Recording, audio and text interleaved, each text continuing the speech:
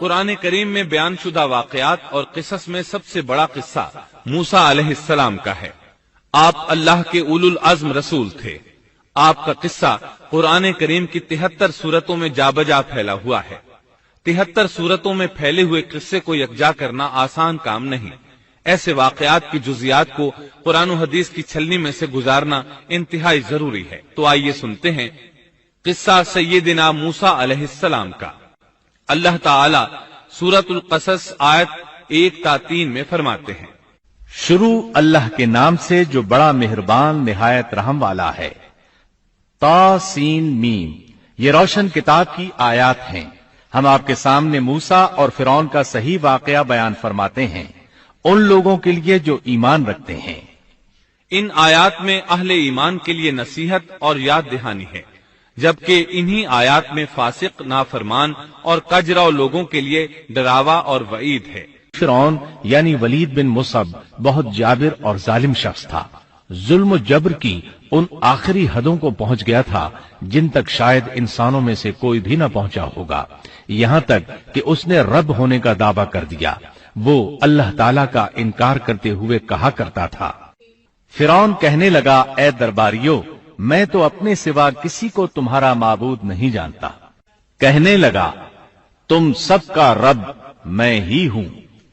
اس نے الوہیت اور ربوبیت دونوں میں اللہ تعالی سے جھگڑا کیا۔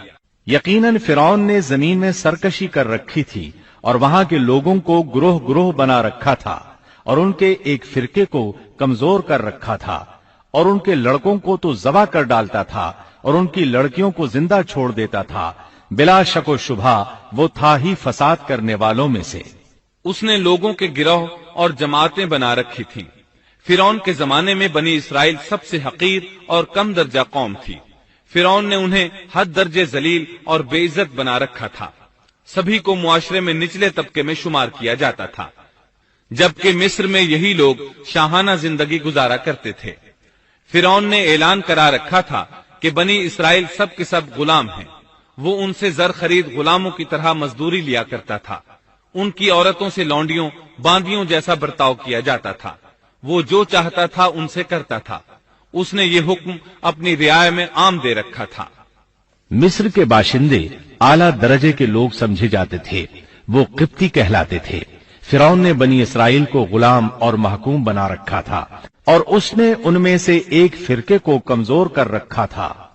بنی اسرائیل اس ذلت سے نجات پانے کا انتظار کر رہے تھے، اور اس کی وجہ یہ تھی کہ انہیں ایک بشارت ملی ہوئی تھی۔ اس کے مطابق ان کا نظریہ تھا کہ فرعون کے گھر سے ایک بچہ نکلے گا جو انہیں نجات دلائے گا، اور یہ بھی بیان کیا جاتا ہے کہ یہ بشارت انہیں اس طرح ملی تھی کہ خود فرعون نے خواب دیکھا تھا کہ بیت المقدس سے آگ نکل کر مصر کی جانب بڑھتی چلی آ رہی ہے۔ وہ آگ مصر میں موجود تمام لوگوں کو جلائے ڈالتی ہے، مگر اس آگ سے بنی اسرائیل کے گھر محفوظ رہتے ہیں۔ فرعون نے اس خواب کی تعبیر کاہنوں سے پوچھی۔ وہ کاہن اس کے نزدیک عالم تھے۔ انہوں نے خواب کی تعبیر یہ بتائی کہ بنی اسرائیل میں ایک بچہ ایسا پیدا ہونے والا ہے جس کی وجہ سے مصریوں کی ہلاکت ہوگی۔ یہ تعبیر سن کر فرعون ڈر گیا۔ تب اس نے ایک خوفناک حکم جاری کیا، بنی اسرائیل میں جو بچہ پیدا ہو اسے قتل کر دیا جائے۔ اللہ کی قدرت دیکھیے کہ ہارون علیہ السلام اس سے پہلے پیدا ہو چکے تھے اور موسیٰ علیہ السلام کی والدہ امید سے تھی۔ فرعون نے اپنا حکم یوں جاری کیا تھا کہ اگر ان کے ہاں بیٹے پیدا ہوں تو انہیں قتل کر دو، بیٹیاں پیدا ہوں تو انہیں زندہ چھوڑ دیا جائے۔ چنانچہ ایسا ہی کیا جانے لگا۔ ہر نو مولود بچے کو قتل کیا جانے لگا، بچیوں کو چھوڑ دیا جاتا۔ یہ تھا بچوں کو ذبح کرنے کا حکم جو بنی اسرائیل میں شروع ہوا۔ اس کا طریقہ انہوں نے یہ اختیار کیا کہ ہر حاملہ خاتون کی نگرانی شروع کر دی۔ دایا عورتوں کے ذمے یہ ڈیوٹی لگائی کہ حاملہ مستورات کی اطلاع دیں گی، اور جو دایا اطلاع نہ دیتی اسے بھی قتل کر دیا جاتا۔ اس طرح فرعون اور اس کے وزیروں کو ہر نو مولود سے باخبر رکھا جاتا تھا۔ ان دنوں سیدنا موسیٰ علیہ السلام کی والدہ اپنے حمل کے ابتدائی دنوں میں تھیں۔ انہوں نے اس بات کو چھپائے رکھا اور دایا کا کام کرنے والی عورتوں سے بھی خود کو چھپائے رکھا، یہاں تک کہ درد ذہ کا وقت آ پہنچا اور انہوں نے بچے کو جنم دیا۔ इस बारे में सिवाय करीबी लोगों के कोई नहीं जानता था।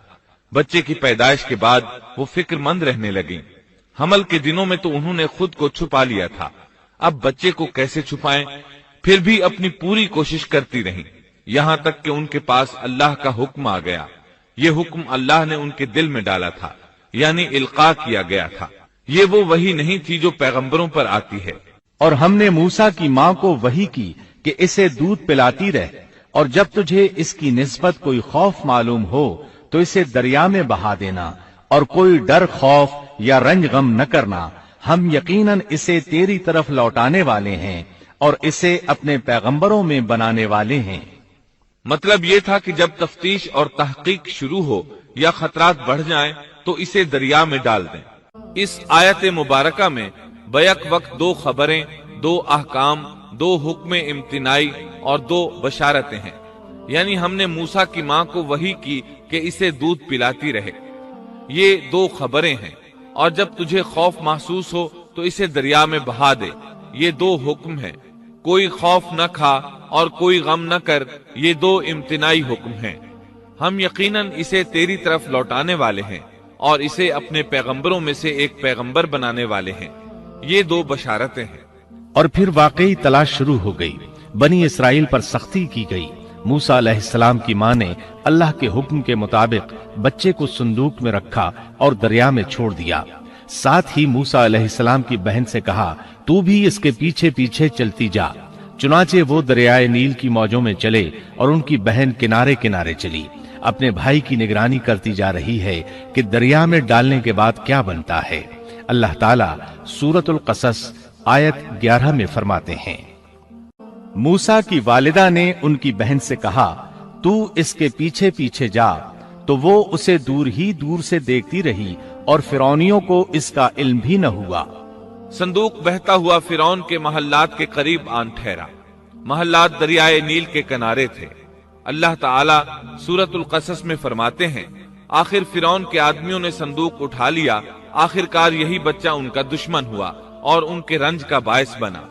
अब वो इसकी भलाई चाह रहे हैं, लेकिन वही फिरौनियों के लिए वबाल जान बनने वाला था। अल्लाह सूरतुल कसस आयत 8 में फरमाते हैं, कुछ शक नहीं कि फिरौन और हामान और उनके लश्कर थे ही खताकार। फिरौन की बीवी ने फौरन पहचान लिया कि ये बच्चा बनी इसराइल में से है। चुनाचे उसने कहा, और फिरौन की बीवी ने कहा, ये तो मेरी और तेरी आंखों की ठंडक है, इसे कत्ल न करो। बहुत मुमकिन है ये हमें कोई फायदा पहुंचाए या हम इसे अपना बेटा ही बना लें। और ये लोग शऊर ही नहीं रखते थे। मतलब ये कि इस पूरे मामले में अल्लाह ताला की तदबीर से उन्हें आगाही नहीं थी। इस पर फिरौन ने कहा, ये सिर्फ तेरी आंखों की ठंडक है, मेरी नहीं। मैं नहीं चाहता बनी इसराइल का कोई बच्चा मेरी निगरानी में पले, लिहाजा ये सिर्फ तेरी ही आंखों की ठंडक है। इब्ने अब्बास रजी अल्लाह अन्हुमा फरमाते हैं, अगर फिरौन ये बात कह देता कि ये मेरी भी आंखों की ठंडक है तो अल्लाह ताला उसे हिदायत दे देता, लेकिन उसने यूं कहा, ये सिर्फ तेरी आंखों की ठंडक है, मेरी नहीं। और फिर हुआ भी यही। मूसा अलैहिस्सलाम आसिया की आंखों की ठंडक बन गए, फिरौन की आंखों की ठंडक न बने। अल्लाह ताला सूरतुल कसस आयत 10 में फरमाते हैं, और मूसा की वालिदा का दिल बेकरार हो गया। यानी उसका दिल मूसा अलैहिस्सलाम की याद के अलावा दुनिया की हर चीज से खाली हो गया। माँ की मोहब्बत और माँ के दिल का हाल जरा देखिए। मुसीबत में उस पर क्या गुजरती है। वो मेहरबानी जो माँ के दिल में होती है, वो मोहब्बत जो सिर्फ उसी दिल का खासा है। हम मर्दों की जमात इस कैफियत को नहीं जानती जो मुसीबत के वक्त माँ के दिल पर गुजरती है। चुनाचे अल्लाह ताला फरमा रहे हैं, और मूसा की वालिदा का दिल बेकरार हो गया। यानी मूसा अलैहिस्सलाम की मोहब्बत के सिवा उस दिल में और कुछ न रहा। हर वो चीज जो उसे दुनिया में प्यारी थी, मूसा की मोहब्बत पर गालिब ना आ सकी। बस दिल में मूसा ही मूसा थे। अल्लाह ताला सूरतुल कसस आयत 10 में फरमाते हैं, करीब थी कि इस वाक़े को बिल्कुल जाहिर कर देती अगर हम उनके दिल को ढारस न दे देते। ये इसलिए कि वो यकीन करने वालों में रहे। अब देखिए अल्लाह ताला के काम। उनके नूरे चश्म को किस तरह उनकी तरफ वापस लौटाया। बच्चा जब महल में पहुंचा तो उसने दूध के लिए रोना शुरू कर दिया। اس کے پاس دودھ پلانے والیاں لائی گئیں، لیکن بچے نے کسی عورت کا دودھ نہ پیا۔ آخر وہ بچے کو اٹھا کر باہر لائے۔ اللہ آیت 12 میں فرماتے ہیں، اور ان کے پہنچنے سے پہلے ہم نے موسیٰ پر دائیوں کا دودھ حرام کر دیا تھا۔ جو عورت بھی آپ کو دودھ پلانے کی کوشش کرتی ناکام ہو جاتی۔ اب ظاہر ہے یہ رکاوٹ تو اللہ تعالیٰ کی طرف سے تھی، کوئی دودھ پلانے میں کامیاب ہو بھی کیسے سکتی تھی۔ ادھر موسیٰ علیہ السلام کی بہن دور کھڑی یہ سب دیکھ رہی تھی۔ سورۃ القصص آیت 12 میں ہے، یہ کہنے لگیں، کیا میں تمہیں ایسا گھرانہ نہ بتاؤں جو اس بچے کی تمہارے لیے پرورش کرے اور ہوں بھی وہ اس بچے کے خیر خواہ۔ انہوں نے پوچھا، اے بچی تو کیسے جانتی ہے کہ وہ اس بچے کی خیر خواہی کریں گی؟ بچی نے جواب دیا، اس لیے کہ وہ ایک غریب گھرانہ ہے۔ جب انہیں معلوم ہوگا کہ یہ بچہ فرعون کے گھر سے آیا ہے تو انہیں انعام و اکرام ملنے کی امید رہے گی۔ اس گھر میں ایک نیک سیرت خاتون ہے، وہ اس بچے کو بخوشی دودھ پلانا قبول کرے گی۔ انہوں نے کہا، چلو ٹھیک ہے۔ چنانچہ آپ کی بہن انہیں گھر لے آئی۔ والدہ محترمہ نے بچے کو دودھ پلایا تو آپ نے فوراً دودھ پینا شروع کر دیا۔ سیدہ آسیہ نے ان کی طرف پیغام بھیجا کہ وہ محل میں آ جائے اور جب تک بچہ دودھ پیتا رہے وہ اس کے پاس محل ہی میں رہے، لیکن موسیٰ علیہ السلام کی ماں نے انکار کر دیا۔ انہوں نے کہا، میرے اہل و عیال ہیں، میرے خاوند بھی ہیں، لہٰذا ان کے ہوتے ہوئے میں گھر نہیں چھوڑ سکتی۔ اب چونکہ بچے نے کسی اور کا دودھ پینا قبول نہیں کیا تھا، اس لیے وہ خود بچے کو لے کر آتے تھے۔ اس طرح موسیٰ علیہ السلام کی والدہ کا بے حد احترام ہونے لگا۔ فرعون کے ہر کارے تحفے تحائف ان کے گھر لانے لگے۔ اللہ تعالیٰ آیت 13 میں فرماتے ہیں، پس ہم نے اسے اس کی ماں کی طرف واپس پہنچایا تاکہ اس کی آنکھیں ٹھنڈی رہیں اور آزردہ خاطر نہ ہو، اور جان لے کہ اللہ کا وعدہ سچا ہے، لیکن اکثر لوگ نہیں جانتے۔ اس طرح موسیٰ علیہ السلام شاہی محل میں پلنے بڑھنے لگے، یہاں تک کہ 18 سال کے خوبرو نوجوان ہو گئے۔ اللہ تعالیٰ آیت 14 میں فرماتے ہیں، اور جب موسیٰ اپنی جوانی کو پہنچ گئے اور پورے توانا ہو گئے تو ہم نے انہیں علم و حکمت عطا فرمایا۔ نیکی کرنے والوں کو ہم اسی طرح بدلہ دیا کرتے ہیں۔ سبيل مريح تنهد يا صاحي كي تستريح وغص الدعاء الخفي الصريح يسعى